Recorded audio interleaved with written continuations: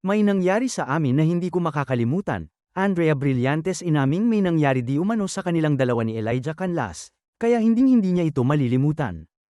Naging usap-usapan at naging intriguing ang naging relasyon ni Andrea Brillantes kay Elijah Canlas lalo nung mga panahong napapabalitang naghiwalay si Miles Ocampo at Elijah Canlas dahil kay Andrea.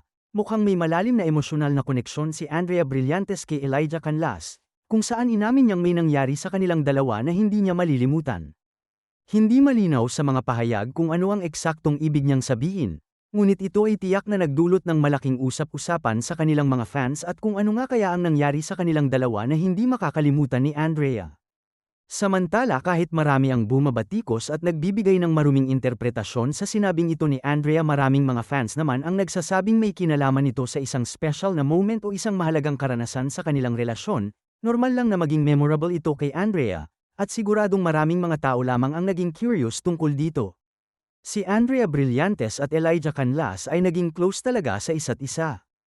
Ang kanilang pagiging malapit ay nagbigay ng inspirasyon sa maraming fans, lalo na sa kanilang magandang chemistry at sweet na moments na ipinapakita nila sa social media. Mukhang hindi lang sila magkatrabaho, kundi mayroon na ring magandang pagkakaibigan at respeto sa isa't isa, na madalas nilang ipinapakita sa kanilang mga posts, kung kaya't binibigyan ito ng kahulugan ng iba.